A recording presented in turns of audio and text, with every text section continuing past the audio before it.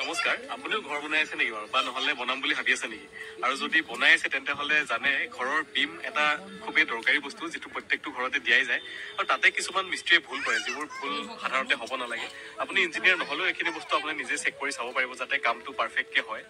তো বিমটো যেতিয়া আপোনালোকে বান্ধিব তেতিয়া ৰিংবিলাক ভালদৰে মন কৰিব যে ৰডডাল আৰু ৰিঙৰ মাজত যাতে গেপ নাথাকে। যদি গেপ থাকে তেতিয়াহ'লে মানে ইমান ষ্ট্ৰং নহয় বা সেই ৰিংটো দিয়া আৰু নিদিয়াৰ একো মতলবেই নাথাকে।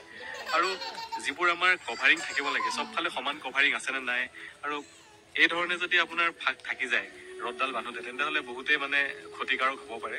আৰু ৰডকেইডাল সদায় ইয়াত যি ধৰণে দিয়া আছে যে মেইন বাৰৰ ভিতৰ দি সেইধৰণে মেইন বাৰৰ ভিতৰ দিয়ে ৰডকেইডাল আপুনি দিব লাগে আৰু অলপ জোগাল মাৰি বেণ্ড কৰি দিব যাতে দুইটা চাইডে সমানে মানে কভাৰিং থাকে আৰু তলফালেও যাতে সমানে কভাৰিং থাকে সেইটো আপোনালোকে মন কৰিব। তলত ব্ৰিকৱাল আপোনালোকে নিদিলেও হ'ব, কাৰণ ব্ৰিকৱাল দিলে কিছুমান প্ৰব্লেম আমি দেখা পাইছো যে হানিকম ওলাই বা ব্ৰিকে যিহেতু আপোনাৰ ৱাটাৰ এবজৰ্ব কৰি লয়।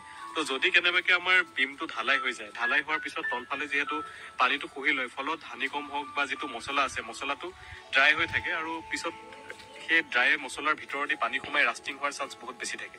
চ' আপোনালোকে তলত ব্ৰিক নিদি পেলাই আমাৰ মেইন কথাটো হ'ল কি তলৰ যিটো চাৰ্ফেচ আছে চাৰ্ফেচটো আমাৰ পুৰা সমান হ'ব লাগে। তাৰ কাৰণে আপোনালোকে বালি মছলা দি পেলাই পুৰা চাৰ্ফেচটো সমান কৰিব আৰু তাৰপিছত যদি 1 ফুট বিমৰ ঢালাই দিয়ে তেতিয়াহ'লে আপোনালোকে মিনিমাম 2 ফুট মানৰ এখন পলিথিন কাটি পেলাই বহলাই পাৰি ল'ব আৰু চাটাৰিঙৰ ফৰ্মাটো যেতিয়া ফিটিং কৰি ট্ৰিপালটো আকৌ ওপৰত দাঙি পেলাই লগাই দিব আৰু তেতিয়া তাৰ ওপৰত যদি আপোনালোকে ঢালাই কৰে তাৰ পিছত আৰু একটু পানীও তললৈ সোমাই নাযায়, যাৰ ফলত আপোনালোকৰ বিমটো পুৰা ষ্ট্ৰং হ'ব আৰু তলফালে আপোনালোকৰ যিটো কভাৰিং থাকিব লাগে প্ৰপাৰ কভাৰিংটো আপোনালোকে পাব।